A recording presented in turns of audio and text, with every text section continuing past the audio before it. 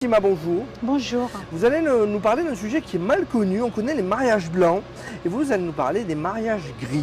Vous venez de créer une association qui s'appelle Dommage. Vous êtes sur Béziers. Tout à fait. Et c'est votre fils qui a été concerné. Il est handicapé et il a été un peu abusé, on peut dire ça. Complètement. Alors voilà, le mariage gris, c'est un mariage blanc ou comment vous pouvez. C'est un mariage blanc où la personne manipule l'autre, c'est ça? Alors le mariage gris, officiellement, ça s'appelle l'escroquerie sentimentale à but migratoire, puisqu'il n'y a pas que des mariages, il y a aussi des enfants papier, donc des bébés papier. Et bébés gris, on dit. Bébés gris, Ouais. bébés papier aussi. Bébés papier aussi. Oui, tout à fait. Donc c'est des personnes qui sont escroquées par des personnes qui les utilisent en leur mentant sur leur réelle intention. Ça peut durer des années. Hein. Complètement. Comment ça s'est passé pour votre fils? Mon fils, il a connu en Algérie par l'intermédiaire d'un de ses cousins, qui est voisin de ma maman qui vit là-bas. Et il lui a présenté et ils ont parlé, ils ont correspondu, on va dire, pendant quelques temps. En fait, le temps qu'elle puisse venir en France et le temps que tout se mette au point et qu'il se marie, ça a mis pratiquement 4 ans. Ça a commencé en 2017, vous me dites. Tout à fait, tout à fait. Donc, il y a un mariage en 2019, Oui, là-bas, début 2019, oui. dans une mairie. Voilà, tout à fait. Et après, donc elle arrive, vous l'accueillez à l'aéroport et vous faites le mariage civil en France, à Bourges. Alors on a fait le mariage civil en Algérie, Algérie. pour qu'elle puisse venir, sinon elle ne peut pas venir, pour qu'elle devienne conjoint de français.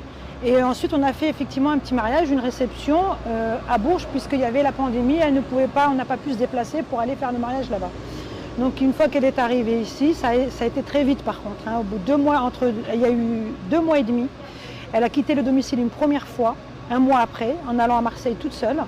Elle est revenue le lendemain et ensuite elle est restée 2 mois et demi. Elle nous a ramené, elle a ramené à mon fils la BAC, donc 3 agents de police plus une assistante sociale, en l'accusant, bien sûr tout est faux, de violence conjugale. Alors ces gens-là connaissent très bien la loi. Expliquez-nous pourquoi elle a fait ça.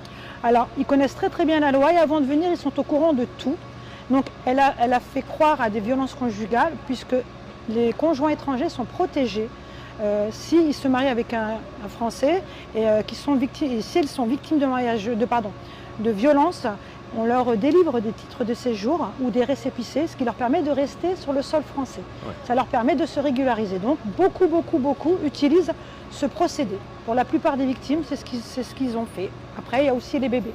On fait des enfants. Mais les enfants, ce n'est pas pour faire des enfants, c'est pour faire un papier. Voilà, les enfants leur servent de support ou de tremplin pour arriver à leur projet, celui de se régulariser, de rester sur le territoire français. Alors, je ne vous l'ai pas dit, c'est vrai, avant qu'on commence l'interview, souvent je le dis, on va révéler les coulisses un peu des interviews qu'on fait sur TBS. Je dis, regardez-moi, donc je vois que vous alternez entre oui. la caméra. J'ai oublié de vous le dire, excusez-moi, mais je le dis dans l'interview, parce que on va pas se lâcher.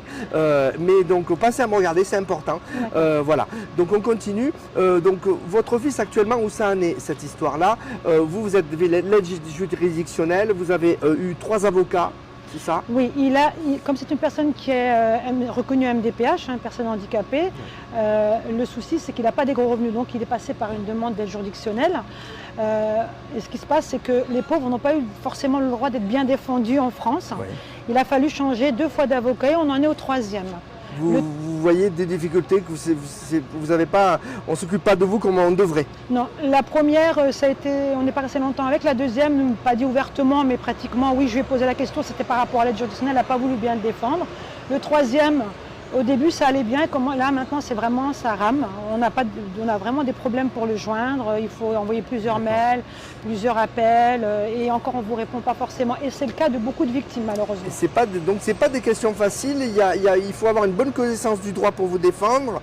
Et ça demande il faut vraiment de l'investissement auprès de vous. C'est pour ça que vous créez cette association, pour vous unir un petit peu. Vous citiez cette dame de Frontignan. Il y a plusieurs personnes sur le secteur que vous connaissez déjà. Vous avez un groupe sur Facebook aussi qui regroupe 500 membres, c'est ça? Oui, tout à fait. Comme on était en tant que citoyen, malheureusement, on avait beaucoup de portes qui restaient fermées. On a quand même fait des courriers, on a écrit à M. Darmanin, il y a eu 30 courriers envoyés, donc un courrier groupé, et on a reçu des réponses. Mais là, c'était avant de créer l'association. Voilà, et aujourd'hui, si on a créé l'association, c'est pour pouvoir aller là où le citoyen lambda ne peut pas malheureusement aller.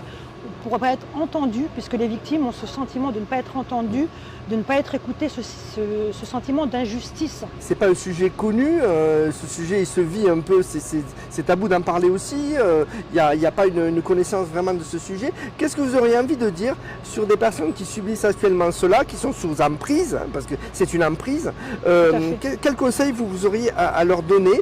Parce que souvent, bien sûr, la personne qui manipule ne révèle pas ses vraies intentions. Complètement. Voilà, ce que j'ai envie de dire aujourd'hui aux gens, c'est faites attention. Il y a beaucoup de victimes. Il y en a sûrement qu'on ne connaît pas, en sachant, comme j'avais dit, qu'on en a perdu deux. Une qui s'est fait tuer par un de ses conjoints. Elle était canadienne, mais elle était dans notre groupe. Et elle s'est fait tuer quand elle s'est rendue compte de la tromperie, de la duperie. Il l'a assassinée et on en a un qui s'est donné la mort. Donc ça va très très loin. C'est pour ça qu'on a appelé l'association Dommage aujourd'hui, par rapport à ces dommages qui sont irréversibles. Moi, j'ai envie de dire aux gens, faites attention, ne vous précipitez pas.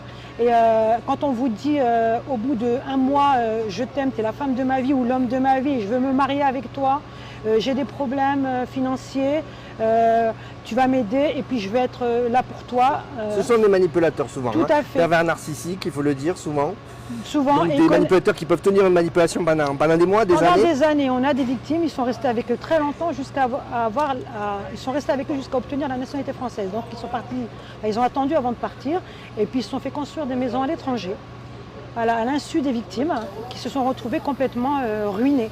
Ruinées physiquement, ruinées psychologiquement, ruinées financièrement.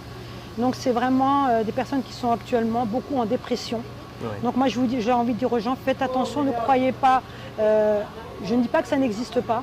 Mais, beaucoup de fraudes existent, mais il y a aussi des intérêts et des gens qui manipulent. Voilà, prenez le temps, faites attention à ne pas être manipulé et puis faites attention aux personnes qui sont venues d'ailleurs, qui viennent de loin ou qui sont déjà là.